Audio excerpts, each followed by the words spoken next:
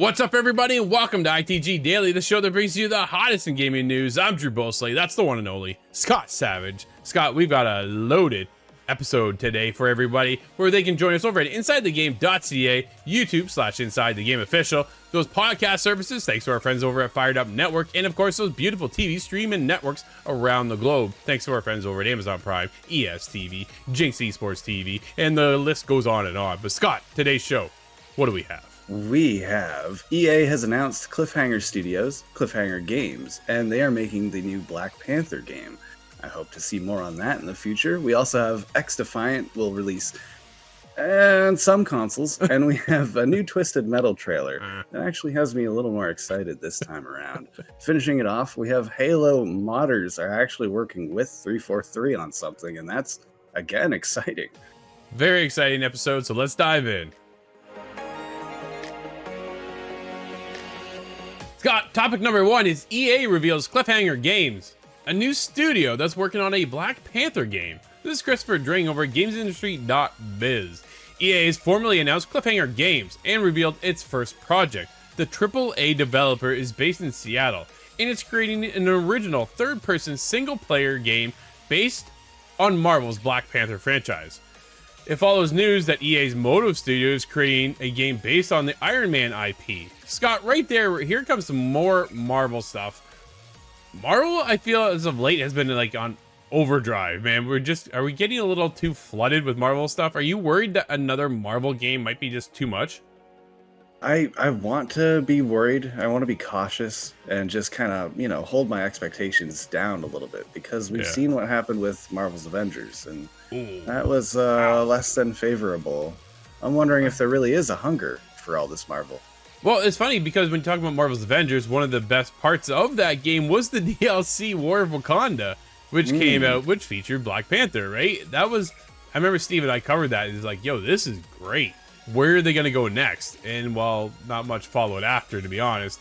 But that piece of content there, I thought, this is fantastic. Black Panther, I thought, was a cool character.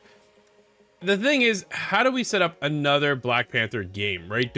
This is really essentially one of the first. There is another one with Amy Hennig right now with a crossover with Captain America, which seems kind of odd, but it's there. We'll see how it goes. I trust Amy, so I'm sure she's intertwined that story quite well, but time will tell. But when we get in here at the EA's new studio, Scott, this is a brand new studio, right? EA announced in 2021 that it's forming a new AAA studio in Seattle, led by Kevin Steffens, who is the former VP and studio head of Monolith Productions. That sounds cool to me right there. He says that Cliffhanger Games is built on the values of diversity, collaboration, and empowerment. Quote, "We want our game to enable players to feel that it's like what it's like to be worth of the Black Panther mantle in unique, story-driven ways, and we want Cliffhanger Games to empower everyone on our team as we collaborate to bring this amazing world to life." Scott, this game is nowhere near coming out anytime soon. No, absolutely not. If we're in the as they're establishing a studio and a team to work on it, we're many years away. Absolutely. Kevin continues, quote, "We're still in early development with a long road ahead, but we know the foundation to a great story is to build an experienced team with diverse voices and perspectives, and that's what we want to build, especially with a superhero as important as Black Panther," end quote. Now, obviously, this team is built off of just a few small titles, like Middle-earth, Shadow of Mordor, Halo Infinite, God of War, and many more. So very exciting that they're building this very cool team, a very well-experienced team.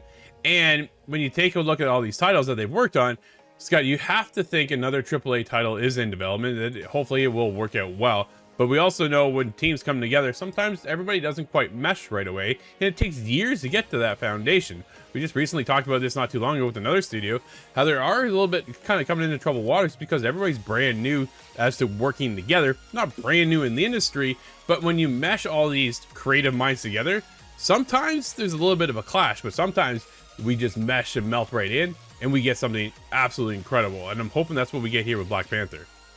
Really hopeful, yes. There's sometimes you get too many people that have high expertise in the same room. They might bump heads, but hopefully that doesn't last too long and we get something really great out of the Marvel universe. I have not been excited about Marvel some time, and that's unfortunate. we've been soured by Marvel's Avengers, right? Like, this is a game we should still be playing right now, and we're just not. So it's kind of like, oh, what do you do to that? We did get some Iron Man in VR with PlayStation VR. That was, dude, that was really cool. And now we're getting more Iron Man stuff as well. So EA already now with 2 Marvel titles. We also know we're getting Spider-Man Spider-Man 2. I was gonna say Marvel Spider-Man 2, which is coming obviously this October. I want to say it's like October 12th, October 7th, somewhere in around there. So that is going to be coming out. Everybody's looking forward to that, man. We're getting the symbiote suit as well, right? Venom's getting there. Kraven's, like, I'm super excited. We also know Insomniac is working on a Wolverine game. Like, dude, there's a lot of Marvel IPs in production right now, and I'm hoping we just don't get fatigued on that. Kind of like we did with the movies. Here we go. And then we got movies, TV shows, and so much more. And by the time I hit the TV shows, things just weren't hitting when they were like revealing some of these movies that were coming out and hitting hard. I kind of feel we're getting into that same boat here, but a AAA game for Black Panther. Scott, where do you think they take this world? Are we going open world? Are we going on more of a linear story? Like, what kind of path are they going to build for us, you think? Yeah, Black Panther doesn't have the same kind of mobility as Spider-Man would. That lends to an open world that's just so natural. But I wonder if that will be the idea, because that still leaves a lot of room for expansion and improvement. And Marvel is an incredibly large universe, so you may need that space. Well, absolutely. There's a lot to take in with War of Wakanda. I think they have a wicked setting to build off of, right? But they also stated here it's a third-person, single-player game. So there's no multiplayer aspect to it, right? We're going to get in there, have a good time. Kind of wondering if it's more like Guardians of the Galaxy in that kind of sense. If we can get in and build off of something along that line. That's good. Dude, that game went on and on and on. I'm like, man, aren't I done yet? And I'm still going. I was having a great time. I'm hoping here for a little bit more of, here, let's push this. Let's see where we can take the tech. We can take Black Panther and create such a cool cast of characters. There's just opportunities here that I think we haven't seen in the Marvel universe for quite some time. We've been in the movies, obviously, and had a great time with the films. Obviously, Chadwick, we unfortunately have lost him. So you're getting into a whole new cast. Are we getting to the original story, or are they going to spin off, kind of like how Insomniac has taken the approach with Spider-Man and created their own path? I kind of hope it's its own path, because I want to establish Black Panther as a character that I really like alongside the others that I've really liked for years. But I just don't have the knowledge. I'm not versed on that character.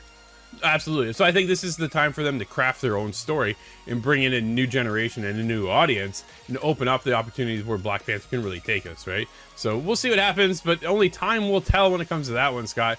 But Black Panther, dude, sounds cool, but another one. More Marvel on the way.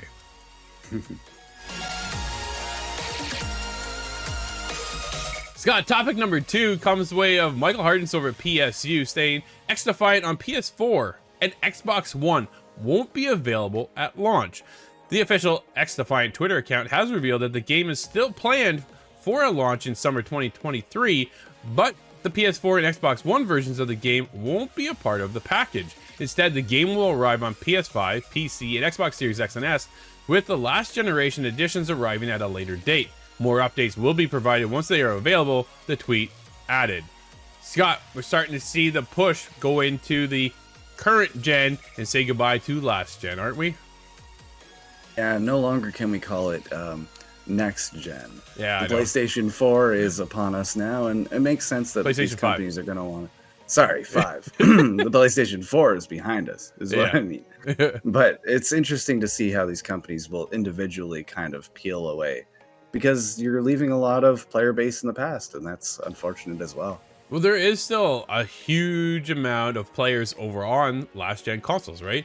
The PS4 install base is over 110 million users.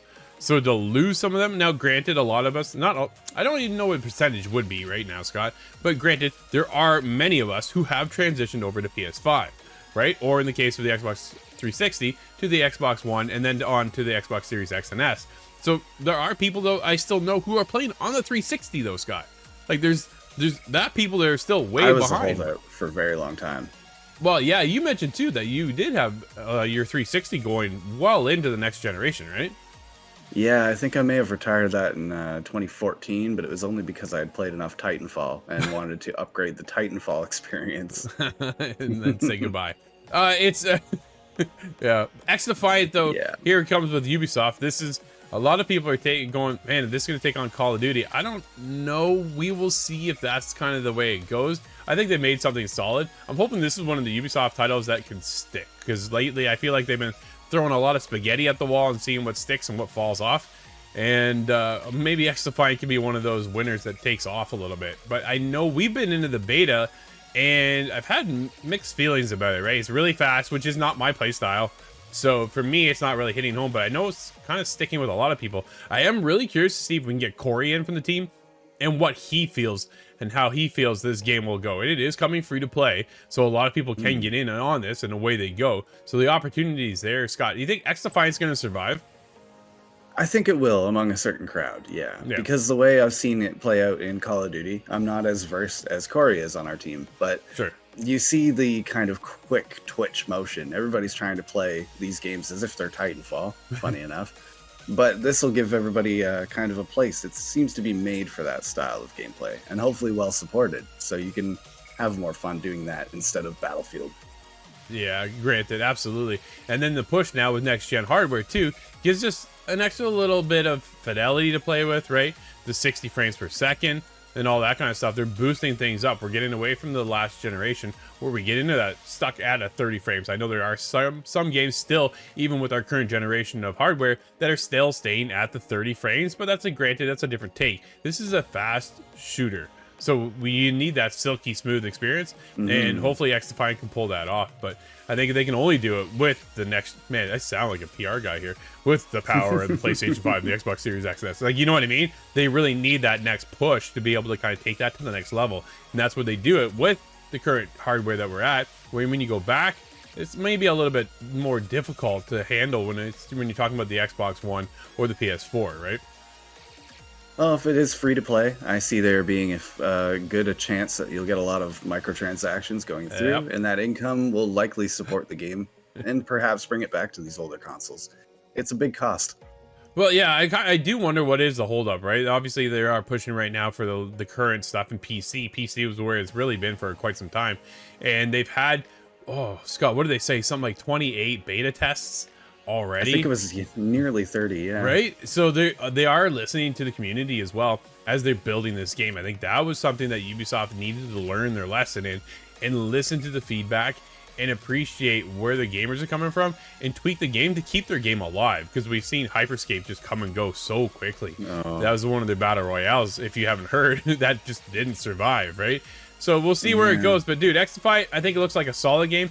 I remember when it first got announced, we were like, what? You're mixing in like Splinter Cell and then the Division, and you're taking all these our beloved characters and meshing them into a shooter. What are you doing? But I don't know, for some it seems to be working. Scott, as we move into topic number 3, this is what I'm kind of really on the fence with. This is Twisted Metal gets an explicit new trailer ahead of this month's release. Tom Ivan over at VGC, starring Anthony Mackie. The show will begin streaming in the US on July 27th, with episodes running for 30 minutes. This Twisted Metal is an original take on the PlayStation Vehicular Combat series. Dude, we saw the new trailer. At the end of the day, I giggled a little bit. I had a couple chuckles in there, but I just, man, this is Twisted Metal. Does it need a show? According to Peacock's official synopsis, the series follows a motor-mouthed outsider offered a chance at a better life, but only if he can successfully deliver a mysterious package across the post-apocalyptic wasteland.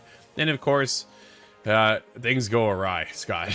What did you think of the trailer? Yeah. Oh, the trailer, it gives me a little bit more information, and I'm satisfied, I think is maybe the wrong word, but I'm a little more comforted. I think this is going to be a little better than I first expected. There's one particular line, oh hey, a Foot Locker. That kind of made me cringe a little bit. We're getting into some Marvel humor there, but there is still potential. There's a bit of a storyline given here too, this post-apocalyptic world. The cities are all walled up now, so you become a delivery driver. I don't recall what the motivation was in the original games. Oh man, but I don't think it was that.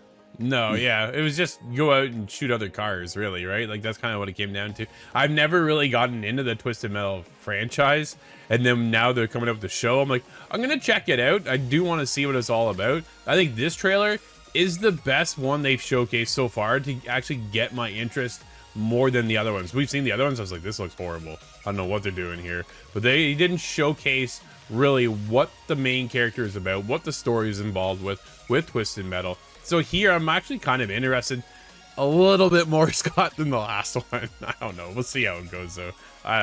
Yeah. Does this pique your interest at all? Are you looking forward to checking this out? I'm looking forward to settling the curiosity specifically. I hope it will land, but I'm not expecting too much, and maybe that's for the best. But 30-minute runtime for the episodes, that's a lot more digestible than an hour sitting at a time. So perhaps I can try this out.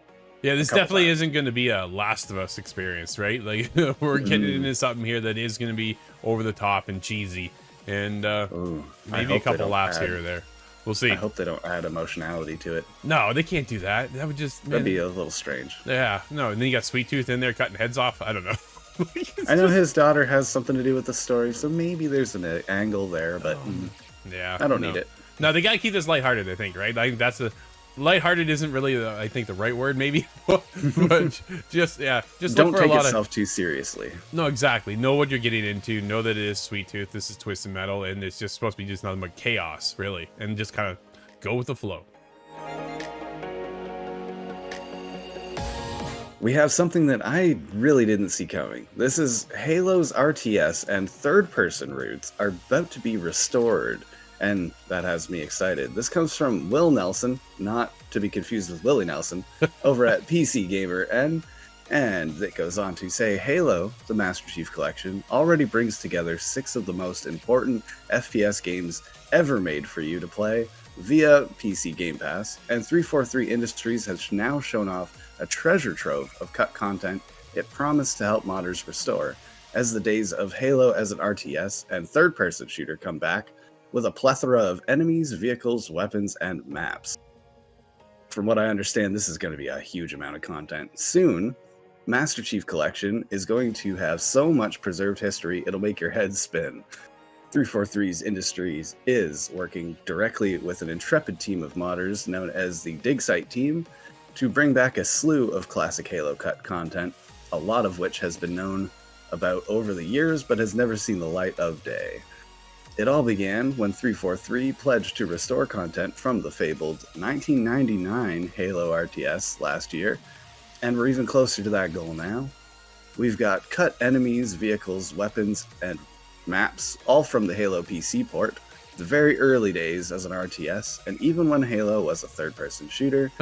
With the help of 343, Dig Site went into the Halo archives over the last year and uncovered a lot of stuff, saying that, quote, of particular interest to us were design/production docs, Bungie feedback notes, tags, compiled maps, and source data for previously unseen multiplayer maps. End quote. I've seen a bit of that over the years, but I've not seen anything official in a vault like these guys have. That's fun. This is cool. This is very, very cool to see this kind of come around, and that they're working on adding more content, Scott, to the Master Chief Collection is just mind-boggling. Here's the thing. We have Master Chief Collection, which has gone from being an okay spot to play to being a fantastic library of Halo content. And then you have Halo Infinite, which is on the lower scale right now, which is the newer setting, right? Which is the feedback still seems to be, we want the old stuff, right? Like keep us in that old vein. And they tried to captivate some of that with Infinite, but then didn't really seem to hold on to the audience. Where the Halo Master Chief Collection seems to be holding on strong, and they keep adding to it and adding to it. And it kind of reminds me of where I think Ubisoft is going with Assassin's Creed Infinite, or Infinity, I think is actually what it's called, where they're making a hub world, right? Well, that's what the Master Chief Collection is, more or less, is a Halo hub world. So why wouldn't they just package Halo Infinite in there as well? But the fact that they're bringing back content that nobody's ever seen and working with modders to bring that out, dude, what a cool move by 343 and by Xbox alone to get people involved from the community to help them kind of flush out some of these documents and things that no one has ever been a part of. Very, very cool. Oh, there's a huge amount of stuff in the Halo legend, the lore behind it, and it was such a huge hit 20 years ago that I think a lot of people just didn't look back. Yeah. But we do have a little more. Surprisingly, we're getting the entire Macworld 1999 sandbox to play in, which was actually built when Halo was going to be a Mac exclusive third-person game and a follow-up to Marathon, which is coming back. Yes. Yeah, Bungie right now, we do know, is working with PlayStation, because they're now owned by PlayStation, to make Marathon, which is going to be, isn't it classified as an extraction shooter right now? I think is where, I believe so. Right? There's been a lot of those extraction shooters right now, and Fair Games is there with Haven Studios as well. So, you know, a couple of these things are getting out there. But Marathon coming back as well, I think, is a nice surprise coming out of Bungie. We'll see how long that one's going to stick around in for with development, because we really don't have a release date on as to when anybody's getting hands on that. I think Bungie has obviously created Destiny and know how to kind of prolong their legacy here and keep communities involved.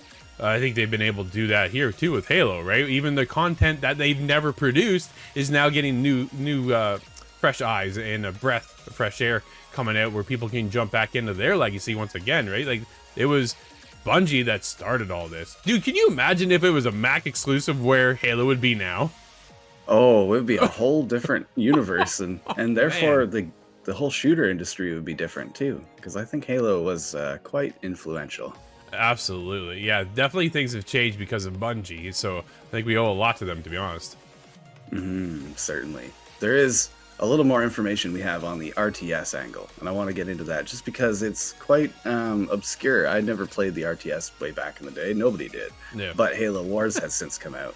It seems that loads of vehicles from Halo's early days as a 90s RTS have also been found and recovered, although these will be data-only assets due to a lack of documentation on how they should perform, but it will not stop modders from trying to figure it out. And the same goes for old Halo alien enemies. These creatures do not have any special AI or gameplay functionality implemented. They were never developed to a point where it could get working in a real-tail game. So this gives the opportunity to see things that never actually were finished be finished by modders, which is, again, incredible opportunity. Absolutely. Can you imagine being a part of that team right now, saying, "Hey, Oh, I worked on Halo stuff"? Like that's a cool move, man. That's nice to have that in your back pocket. absolutely. Scott, we actually have some game releases today. What's coming out? It's a little bit of a light day, but we do have The Valiant. It is now on Xbox Series X, S, and the PlayStation 5. There's Common Hood, also now on the Xbox One, X, and S. And Rainworld Downpour, which is now on Xbox X, S, PlayStation 4, 5, and the Nintendo Switch. There, that one's got a list. Nice. Looks like there's something to play after all. Like we're ever short on games.